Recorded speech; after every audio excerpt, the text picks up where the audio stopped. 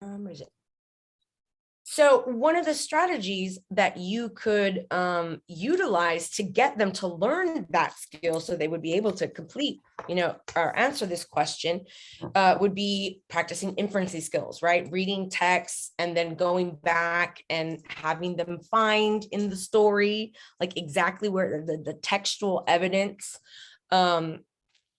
is very important for them to like go back to the text and look to see, like, tell me where, like you said, you inferred this, but how did you know that, and so we don't actually have to look at it, but I mean, we could.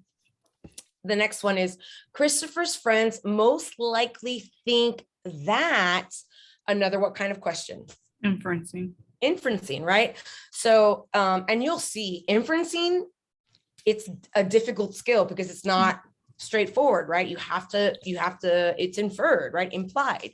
So to go back and look at the text. So it is one of the lowest, like, objectives, like across the state. If you look at testing scores everywhere, inferencing typically scores lower. Kids have difficulty inferencing. So what skills, what strategies, what activities can you do in the classroom to help your students inferencing skills? And that you could even put like, and it's like detective work. That's how you could tell them, guys, inferencing is like detective skills. You're listening closely, paying attention to the clues. And so what I would do with my kids, 7th and 8th graders, because I didn't do 6th grade, I only did secondary, but like not 6th, is find something that had where they had to use inferencing in a question, put them in little groups, little like small pieces, not a whole big long text, but little chunks for them to practice. And then they together had to like respond to the question, but then also provide the evidence like a detective would, because we're not just going to believe you in court. You got to tell me because I wasn't there and it's not written in explicitly, right? So getting them to understand what inferencing actually is the most important part, So another really important thing to mention about going over these skills is your constant revisiting, reviewing, utilization of the academic specific text, like inferencing, right? That's academic specific, content specific text. And so not only, yes, you can have this. You want me to open that for you? Not only, both of the girls had diarrhea this morning. So close the door, Mama. Love you. It's like never ending here. My God. And I'm like, is it something that we ate? And I'm like, what did we eat last night? We went out to eat, but they didn't even eat the same thing. So I don't even know. And then whenever they get sick, because I'm like a hypochondriac, like I start to feel sick. So they are feeling sick and then my stomach was hurting. I'm like, oh my God, stop it. It's all in here. It's all here. Yeah, it's all mental. So making sure that direct instruction of content specific vocabulary is done, and not just once, but that it's like anytime you're going to do inferencing, I'm like, reminding them and having them say, tell you what inferencing is and using that, or speaking about inferencing and really solidly knowing that what that is. Because if you teach it to them like that, they'll get to this question and say to themselves, that's inferencing.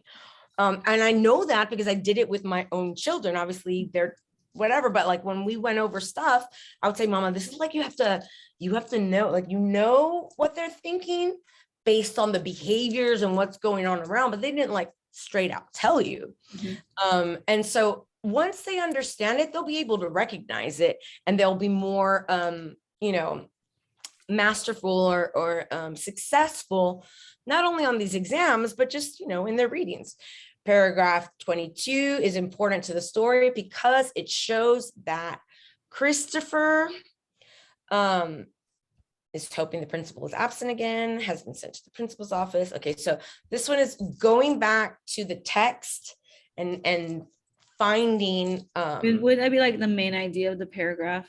Yeah, it would. It would. Like, and so, yes, it would. And so one of the ways that you would strategize and teach this is anytime you're reading a text that like is like this with paragraphs, you have them write a little main idea. Every paragraph, this is what this one was about.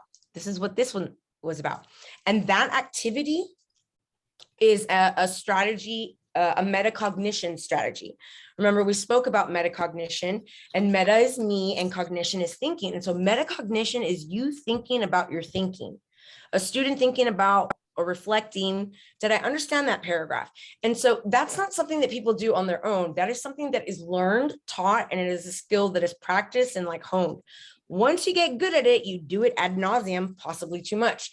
But we need to get the kids to practice going back and reflecting on what they read, asking themselves, did I understand that? Or did I just read words and I couldn't even tell you what that paragraph was about? Because I've read, sometimes I do it and I'll read the same paragraph twice. And I'm like, okay, I'm not in the reading mood, clearly, because my brain is like circumventing this stuff, thinking about something else or whatever. So I don't have to go back and try to write a summary of a paragraph to know that I'm not ingesting this the way I want to. We need the kids to be at that level. And the only way to get them there is to begin practicing those skills so that it becomes second nature and they think about it afterwards. They don't have to write it down. But all through elementary, one of the strategies is for them to use those metacognition skills to check on their thinking, to reflect on what they just read and what they understood. I was reading some of the practice questions, and most of them are about like direct instructions. Most answers will have direct instructions, something about vocabulary work, group work, if they're ELLs, like those are pretty much the sum of like the test. Like group work's the best for ELLs, pre-teaching, even if they're not ELLs, pre-teaching the language with the kids. Everyone. Yeah. And so a good example, like language pre-teaching, content specific should happen across the board for everyone, whether you're special ed, whether you're EL, traditional, you're GT, you're in the honors courses. Listen, the first time that I was in calculus, there were many things that we discussed, and I was like an honors student.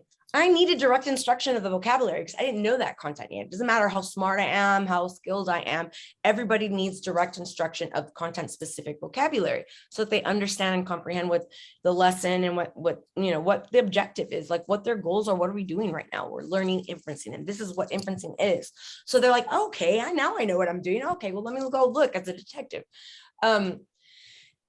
If, and this happens frequently, you use an adoption, like a textbook adoption, those people that create those textbooks, they don't know your students. And part of the PPR is you knowing who your students are, not just their names or their culture, but what their abilities are, what their strengths, what their weaknesses, what their interests, so that you can use that to engage them intrinsically in activities, projects, the whole shebang. But they don't know your students. So they might choose 4 or 5 words in a story to say, these are the ones that'll give kids difficulty. They don't know your students. Very often, especially when I taught in the Valley, I often did more vocabulary than the textbook, identified. They might have chosen 5, but I said, no, okay, there's actually 9 words that are going to give people difficulty, and that was an extra step that I did. Differentiation of instruction, which always is a different path, it's more support, a different extra support to success, a pathway to success. So by defining more words that I identified my students, because I know them, might have difficulty and it might impede or interrupt their comprehension of the text. I don't want that. I want for it to be a smooth reading of the text where we're engaged. I don't want them to, get frustrated because they've come into contact with words that they don't understand. So very important that we define academic specific vocabulary for everyone, especially ELLs and special ed, right? With a myriad of examples. We want to give them videos. We want to show them blah, blah, blah. We want to audio, visual, like if you can have some sort of manipulative, like various ways, to get them to understand that. And then it's not enough for you just to do that direct instruction. You got to make the kids talk about it, for them to talk to each other about what you just did. Utilize that vocabulary so they can make it their own. It is only then that it becomes true learning, right? When they can talk about it themselves and they're like, oh, la, la, la, this is inferencing. Then we know what they learned. But that doesn't happen if all the teacher does is direct instruct, the kids write it down, and then we never talk about it again or never blah, blah, blah. And then that was it. We're taught it. It has to become theirs. It has to be like this cohesive, we're picking it up. So I'm asking them a question, write it down, think, pair, share, and they're going to talk to each other. Well, this is what I thought the inferencing, or what I found, and this was my evidence, getting them to be constantly utilizing both academic language. And for our ELLs, you might have to even, and our some special ed students, depending on their intellectual disability, you might even have to define some non-academic words from them. Like once this always, like, I remember it and I say it often, but I didn't direct instruct one of the words. I missed it, and while we're reading, they're like, "Miss, what's a ruckus?" So that shouldn't happen. You know what I mean? Like, if I did my job as a teacher, knowing my students, I don't know why I just knew what a ruckus was. I don't know. Maybe I was just being, I was tired when I was reading the text and choosing the extra stuff. But that extra, and thankfully, I had a student who had agency and was able to, like, I want to, fix my missing information right here and now. But many students will not. Some ELL students, most ELL students will not. Nobody likes to feel dumb. Nobody likes to feel not in the know. It's not natural. Nobody likes it. And so because I know they won't ask for me for clarification, I have to know before what's going to give them trouble. And it's not super duper difficult.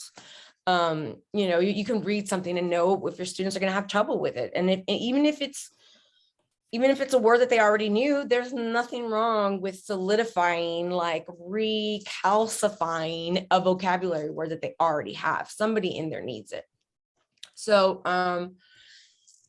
what were we talking about? You said direct learning, academic vocabulary. Yeah. So for everyone, you must define, and vocabulary, research says that direct instruction of vocabulary is like one of the best ways to help students with English, second language acquisition.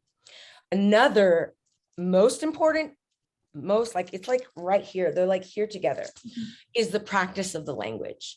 Is the teacher allowing for activities, discussions, group work, homework that makes them go out and interview people so they could practice the language, not just academic language, but also social vocabulary too, because our English language learners, they are building their basic interpersonal communication skills, the BICS, to acquire the language, to be able to say, Miss Benya, I feel like I'm gonna throw up, they might not have that in the beginner. And so if you're a teacher in Dallas and you don't know Spanish and your student is telling you this, they're not going to have that basic language. So we have to help them build from hi, how are you doing? Or I'm going to throw up, or I need to use the restroom, all the way to the process of mitosis is blah, blah, blah, blah, blah. So it's like a big leap. So I mean, all hands on deck, every single content area and teacher doing direct instruction of the vocabulary, and everybody speaking. And that means you're talking to them all the time. Hey, what's up? Ceci, how are you doing today? How was your weekend? Did you have to do chores? Did your sisters help you? Or like, did your siblings help you? Like, just getting them to talk. You want them to practice. Now, that being said, in order to have, yes. Where? Okay, I'll be right back. Pause. Okay.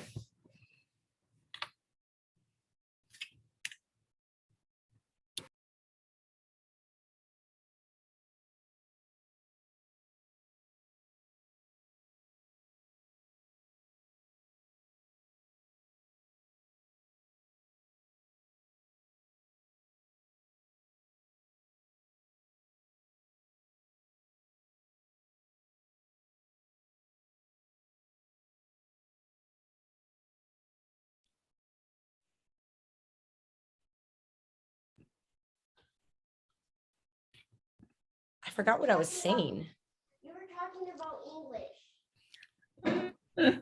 Thank you, my love. I was talking about English. Oh, yeah. So they got to practice. So thank you so much. In order for that to happen, the teachers, everyone has to create a learning environment in which people are not going to be bullied for saying share, like this, there's not enough shares, you know? In my classroom, nobody better laugh at that, because if that child has an accent, it means that they use more of their brain. They're ahead and smarter than the average bear. So laugh not, because we should be laughing at you. But creating an environment where they understand that bullying is unacceptable, and that the fact that their peers speak two languages is something to be applauded, not laughed at. And for us to remember that the ELL students, they have a really difficult task. Not only are they acquiring a different language from scratch in another country with complete total strangers and a different culture that they're used to, they also have to learn all of that content specific stuff on grade level with their English speaking peers. It is a very tall order for them. So we need to, as teachers, make sure that we provide all those extra supports, the direct instruction of vocabulary, giving them multiple opportunities to talk, like making sure that we are creating like particularly carefully crafted cooperative learning groups, so that we have good models of English for our ELLs to practice with and to discuss with, to help build the language. But like I said, classroom management really has to be there in order for that to happen, because students, like I said, nobody likes to feel like they don't know, or to be the different one, or to be the one that says it differently in the classroom. And so if it is an environment where they are not applauded for learning another language, and I always did in my classroom, anytime there was like, oh, es que no hablo inglés muy bien, miss. I'm like, yes, you do. Will you stop? Do you know that people who know two languages use more of their brains than everyone else? I'm like, I am so proud of you. What you're doing is really hard. You're doing really good. So keep practicing. But they just need to know that. And then everybody else needs to know that. I mean, the American children that are here need to know that knowing two languages is a very cool, amazing thing. And we should never laugh at someone who's trying to learn our language. Certainly not in my classroom, because we will have words. Learning a different language, because our language is so much different than, it's not straight. It really it's not very straightforward. nonsensical rules, just like I mean, it's not straightforward like other languages are. Like Spanish is pretty straightforward. So straightforward. Mandarin, it's like you could phonetically, I can read Spanish so well, but because it's like just the way it's written is the way you say it. That's it. Yeah. But like in our language, like, oh, this is a different word. This means something else. Like the blending and all that. They don't, Spanish people, like, you don't need to worry about it because it's already in the alphabet, the blended, was in their alphabet, the blended words. Yeah. Were there. So well, and I told you, right, about the printing press. Yeah. Yeah. So that's super arbitrary. Like any word that ended in a V got an E added to it. And so like when you're teaching the kids phonetics, right, phonemes and the sounds, you have to like at some point be like, okay, not all the sounds play fair, not all the letters play fair in words. Like some words, so like gave, love, have. The E is just like auxiliary, you know, it just doesn't do anything. It's sort of like a extra decoration. It's for decoration, actually. Really, like actually was for decoration. So summarization. And we do summarization by reading things and practicing, right? But in smaller chunks, like in this text, if you were to break apart all of the, chunk the different paragraphs and have them do a little summary on each of them, doing that, and obviously that would be really boring all the time. You're going to want them to do it in pairs. You're going to want them to do it in cooperative learning groups, sometimes by themselves. And you're going to want to give them readings that are going to be interesting so they could practice these skills, with stuff that speaks to them, because they will learn the skills better. If you try to practice skills, because we can practice our skills with literally any text. Summarization, I could do it with anything. So why would you do it with something super foreign and not connected to your students, instead of doing something where like they have some background knowledge, something, you know, and help them build those skills in that way? That's the best practice. And so this is just summarization type thing. Oh, what does paragraph 11 reveal about Christopher's character? What kind of a question is this? That what? So it's hard. Wait, what does paragraph 11 reveal? It's not inferencing. Yeah, it is. It is. Yeah, it's like, what do we learn about, like, what can we say about his character based on it is paragraph 11? Yeah, what does it show us about his? And so this one is about characterization. So important to do all sorts of different characterizations. And you can even do, like, anytime we would read something, we'd always try to like dissect the different characters, you know, like psychology style. For instance, like Romeo and Juliet. And I put the kids in groups. They got butcher paper, and it was like a body length long, and the kids laid down, and they, like, someone drew the other one, and each group got a different character: Mercutio, Romeo, Tybalt, you know, Juliet, and they had to like come up with dress. They had to do like the characteristics. They had to do a character analysis and then create like this big poster with the information. And then we hung them up in the hallway of the, you know, where my classroom was at PSG North. And we did like a red carpet walk. We went, you know, like we walked down and we like, everybody took notes on the different characterization and we talked about it, and added things where they were like, well, he's also really like sneaky too. Like, you guys left off sneaky. Some like other groups would say, and I'm like, you did, like, somebody could write sneaky up there too. So just to right there in the moment, giving feedback and everybody sort of reviewing. And so that was a characterization thing. And the kids had a super good time. Like, it was like not work for them. They were like drawing and trying to like, you know, illustrate who their character was the best. They got to dress their characters also in modern clothes. So that was cool for them. Like, someone put Vans on, you know, like some of their people were on skateboards, and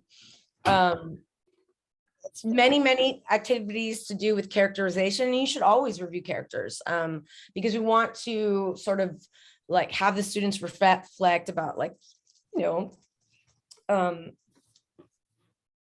different characteristics, different things. And it helps them also with their inferencing skills to know, to be able to dissect the character and like infer, are they guilty? Are they not, based on what I know of this person? I feel like ELAR, it's not fair, but we have the funnest subject, in my opinion. I mean, it is really difficult. Teaching someone to read and write, no joke. It is hard, but once they get it. That being said, it's super fun to teach. Like, and we do fun stuff and read fun, cool things and have all these debates. I wish math was fun like that. It's not. It's very plain and dry. And I know. I got my results back today. I'm like, well, oh well. Oh no, what were they? Out of my 20 kids, only 9 passed. I was hoping for half, right? So 14, but I mean, it's 5 away. If I'm being optimistic, it was almost there, almost the number I wanted. Yeah, it was almost there. Excuse me, let me just tell you that people have been in an international pandemic for 2 years. Please do not feel bad about yourself. This is not indicative of anything that you did, like, not at all. Okay, literally everybody did poorly. Like, everybody's like, and he was like, my principal was like, well, like, I'm like, honestly, if I looked at data like more and I would have just like readjust my teaching, I'm guarantee, like, I'm still learning, like, I'm bringing my second teaching, like, absolutely. And assessing the students, looking for what exactly they need and making sure they get that. And dude, it was your first year. You rocked it out. Like, amazing. 20% would have been something like to be upset about. You did amazing. Like, I thought it was gonna get worse. I'm like, you know what? I'm 5 away from my goal I wanted. If it was like, I was like double digits. I was just hoping to get like I don't just want 2 to pass. Like I just like more than 5, I would have been okay. And I'm okay with 9. It's just these kids, like you could tell they weren't used to being in class. Yeah, they've been And out of the class for 2 the years. rhythm of things for them is different than us, right? Because we're adults and they're still children. So like next year should be a little bit better. It will be. Absolutely, it'll be better. And I'll be able to catch on to what they're missing because I didn't know they didn't know how to multiply into the second semester. Oh no. Because I'm struggling. And I'm I like, remember when you told me that, where you were like, what do Yeah. you mean? so I'm like, what the heck? I mean, it is And what it that's is. like- It's a learning process. Yeah. I think next year I'm gonna do like something different where I just give them the 5th grade test and see what they remember and what they don't, and I'll just go off that. That is an excellent idea. That's an excellent idea to do. If in they the beginning. master Like, 5th grade, yeah. because if they didn't master 5th grade, then I go, okay, maybe we go to 4th grade skills and go from there up, and we just practice. Yeah. Absolutely. Reinforcing those foundational skills, you know? Yeah. And remember, many of them are not at that abstract thinking yet. They're getting there. Like this is the time where their brains are becoming more abstract. Remember, we looked at the TEXES and they add abstract thinking, Yeah. like in the 6th grade, I believe they, you know. So they're just getting good at it or used to it or whatever. And so try whenever possible to bring in like manipulatives as much as possible to show them stuff because they think more concretely still, not as much as the, you know, the younger kids, whatever, kinder, 1st grade, but they're still not where we are or where their high school, you know, the high school kids are. So they still need a lot of like hands-on, concrete, you know, live action example illustrations of mathematical processes. They learned best that way. Yeah, and I'm not mad. I told my parents it's okay. 32% better than 25. So I can't, because before, like their mid-year exam only had 21% pass. So it went from 21 to 32. So kind of a big jump. And you also have a different demographic than most of the rest of Texas. You know what I'm saying? Like, so it's do you have any ELL students? Okay, so it's just, you did fine. You did wonderful. We're in a pandemic and I'm telling you, literally everyone struggled. They struggled with classroom management because kids, like you said, it's like they forgot how to exist in a classroom. And my 7-year-old daughter, the 1st grader, her teacher was saying, she always writes on her report card, she's a model student, she's an example, she's like blah, blah, blah, because I'm a teacher, so obviously they didn't miss anything being out of school, but a lot of kids did. And her teacher's like, when we did the mid-year conferences, she was like, oh my God, she's like, they are so unruly and it's so different. And she's been a teacher for like 11 years, you know? And she's like, I'm so thankful for students like Zuri who set the example and who they can sort of like look to because they're just off of the walls. And pretty much. Yeah, it did a lot of damage. And this is in a very sort of like wealthy-ish, you know, North San Antonio district. And she has difficulty. So get out of town. You did amazing. I'll give you a round of applause right now. Yeah. It's just, so pissed, but it's okay. Like I said, I'm just like, at least those 9 kids knew it, right? So that's what counts. At least like next year, those 9 kids won't struggle. Yeah. Next year, like I don't. And you taught the other one stuff too. It just they didn't process it the same, you know. And I think that's what. And then they're not very good test takers, like the computer stuff. Like I know I get nervous too, and we need to practice it. I think once they get used to practicing on computers, it gets easier. Yeah, absolutely. It's just one of those things where this doesn't go to this. Because they're so used to paper tests and they're not used to online tests. I still am. Like, I don't like to take notes on my iPad or my whatever. Like, I want to print something out and write my notes on a piece of paper. Like, I just do. I don't know why. And I just do. I prefer it. So this one is, what does the word misfortunes mean in paragraph 11? So this is a vocabulary word, but the skills we would need to have taught for them to be able to do this are like utilizing context clues. We would want for them to go back to paragraph 11 and to look. Now they could use other ways of like, you know, decoding, right? They could break up the word misfortune. Like, what does fortune mean? Fortune means good. What does miss mean? Miss means something bad. Misfortune might mean something bad is going to happen. Or they can use context clues. So those are the type of skills that you would need to practice in order for them to be able to respond to this question, or maybe they would just know it because you did a really good job direct instructing vocabulary all year long. Hold on one second.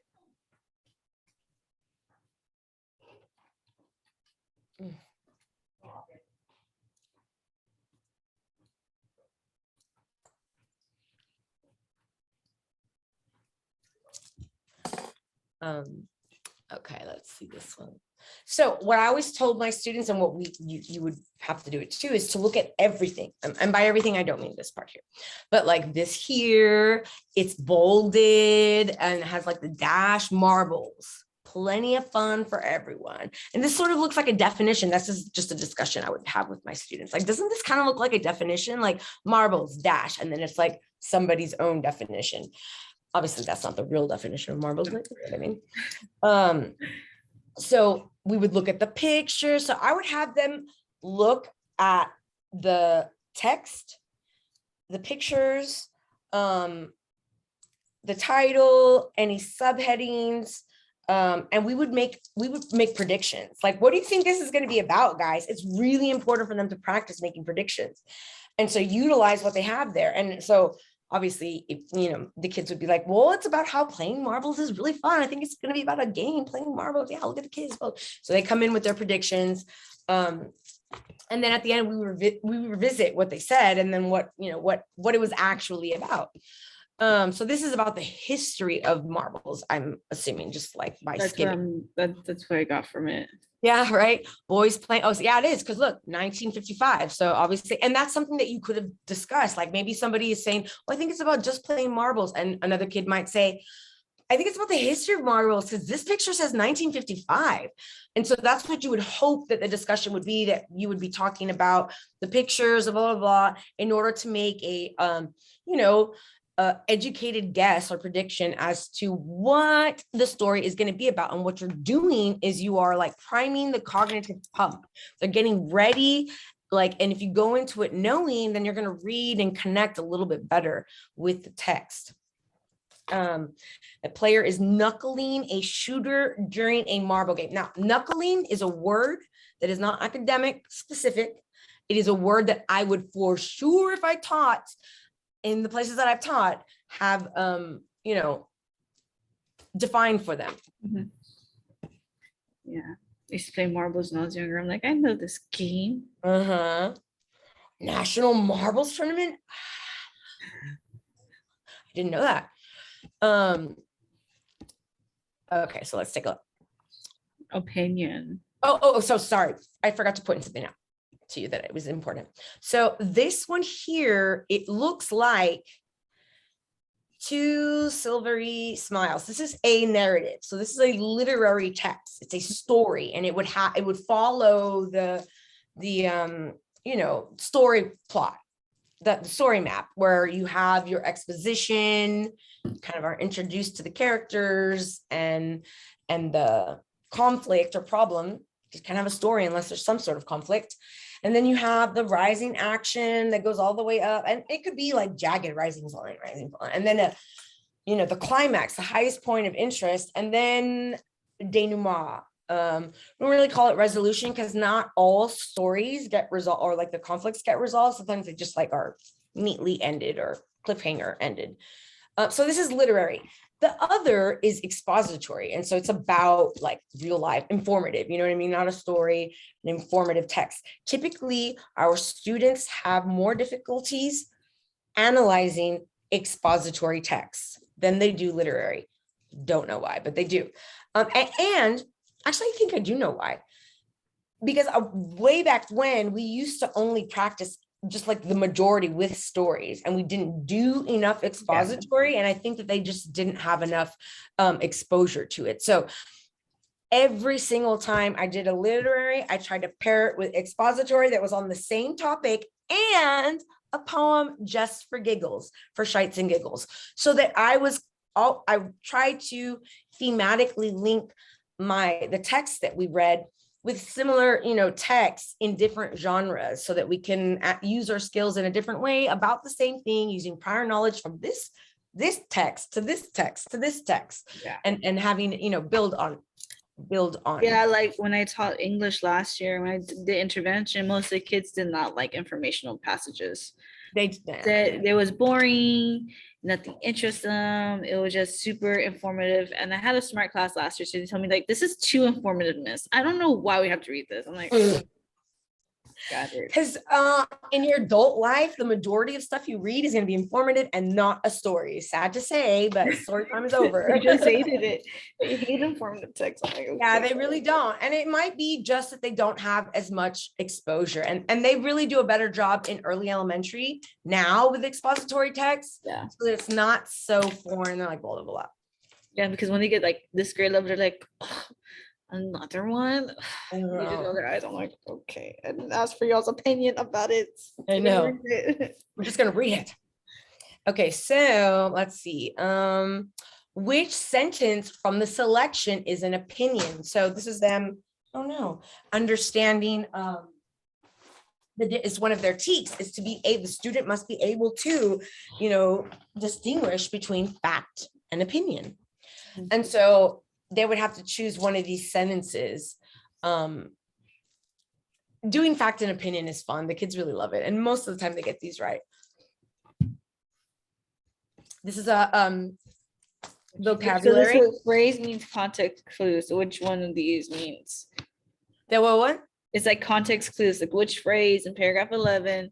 Right, exactly. This is context clues. Exactly. So we would prepare for this by teaching and having like different, and so you could do it in groups, like I said, doing it with the smaller text instead of super large ones, and having them investigate word meanings together. Like, you guys are detectives, I need you to find out what this word means, and I need the evidence to supply the definition, like where you got it from, and they would have to give it to you that way. And it just makes them practice the skill in a way that is a little bit more fun, than just sitting there and doing it themselves. They get to sort of engage with each other, and they're also practicing oral language proficiency. Remember, we want them to be talking about the things that they're doing, so that others can understand more, and so they can sort of solidify their knowledge. So yeah, this one definitely is. And so obviously the answer would be this year, right? Annual, each year.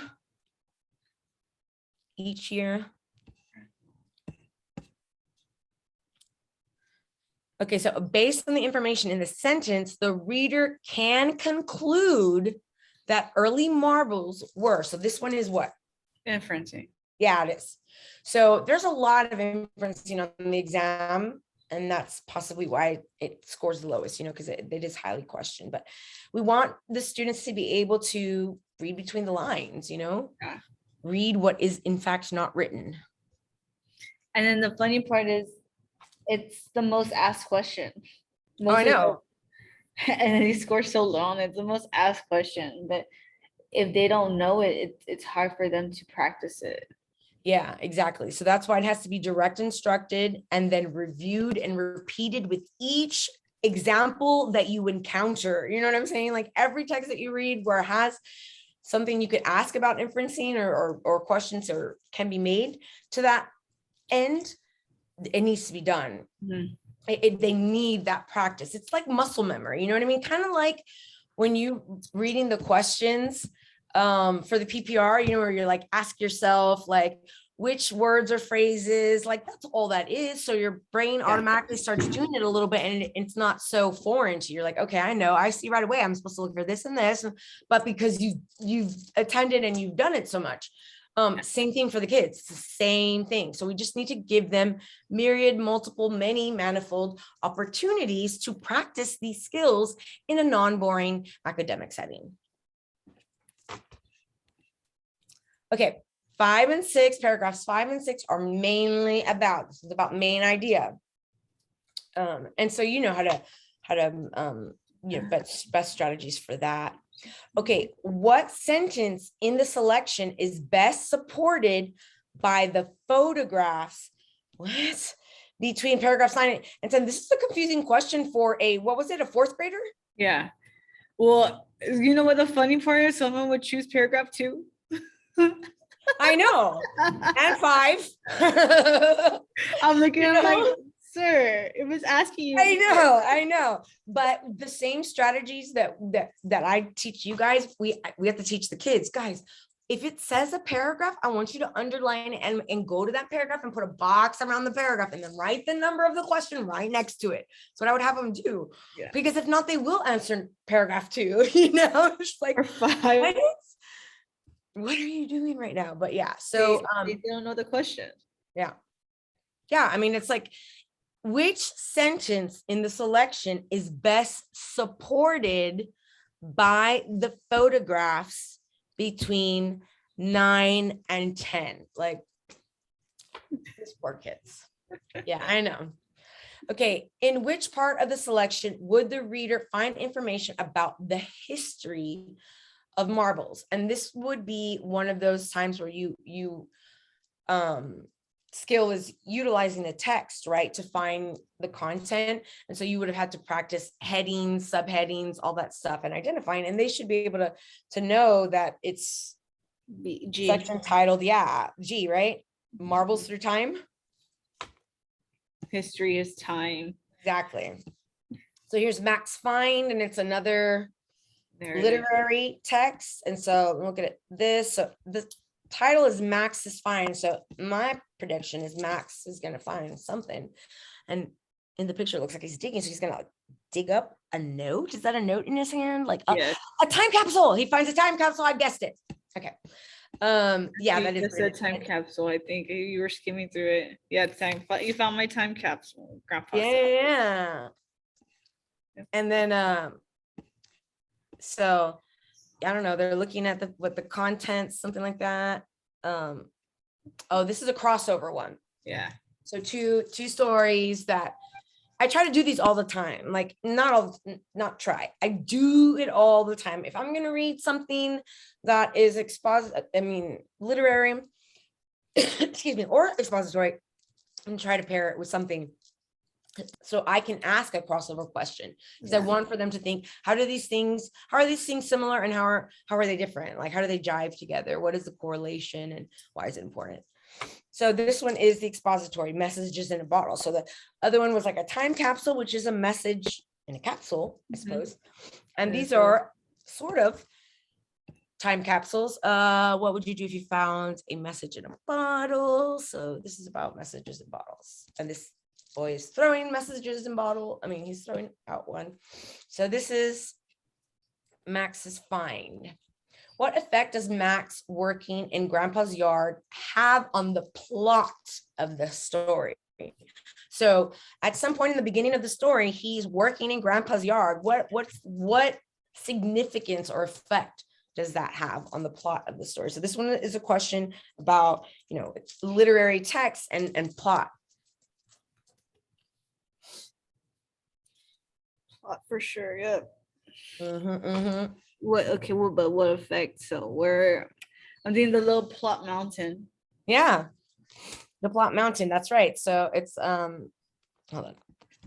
Where's my thing? Oh, here it is. It starts with the E, and then goes rising action. Exposition, rising action. Ooh, climax, falling action, and then what effect? So that had to be rather the rising action, because it's the falling action that's rising action is over here. Exposition is over here, and exposition is where you learn the introductory, like characters, setting, what's happening. So in the exposition, he's going to go work on he's going to go work on the yard. So in this exposition, what effect does him going to work on the yard have as far as the plot? And this is, it's usually denouement or resolution. It's a resolution if the conflict is resolved, and it's denouement if it's not. It's just a French word for unresolved. Well, I could, without reading it, I could tell you it's letter C. Absolutely. But because you have abstract thinking skills and you like all that stuff, our kids can too. You know, at the end of TAX, even at the beginning of STAR, I taught my students they could answer these questions without reading the story. And I'm like, don't you dare do that. They're like, miss, you know, I get them right. I'm like, you better read that story. But because we practiced making predictions, looking at all the stuff, reading the questions, and then knowing what we know, they could go. And then when they actually read the story and answered it, it was like, oh, for sure, I know this is the right answer. This is the right answer. So going through some of these with your students like this, like some of these STAR release texts is good practice. Even though they say don't teach the test, you're not teaching to the test, you're teaching specific skills using stories. Like if you just give them the test and don't work on it, but if you get into it and you make it an activity where we're trying to figure this out together, it becomes less daunting a task for them. When Max shows his father the time capsule he dug up, Max's father most likely feels inferencing, exactly. Inferencing. Which point of view does the author use in the story? Important. So teaching them perspective, you know, who is telling us the story? Who is the narrator? Is it like some eye in the sky godly figure, or is it one of the characters? Like who is telling the story? There's a question. I think there's one about point of view on the ELR. Okay, well, then they had first person, they had like omniscient, like a different one, like the actual like definition, like I don't know. I know it's and so like third person omniscient is like they see everything except for inside of the character's mind. Like they don't, that's not like they're God. Like that's limited, the limited omniscient, where they can see, oh, blah, blah, blah. Karen is going to the store, but they can't read Karen's mind and we don't hear her thoughts. Karen has to say something for the reader to know. You know what I mean? Yeah. And if you have a first person, that's obviously just a character in the story, but you get their observations and their thoughts, right? But not the other character's thoughts. So if it's omniscient, like God's view, then we get everything. Like I know what's inside your brain. I know what's inside the secondary character's brains and everything that's going around. So like more like God's perspective. Okay.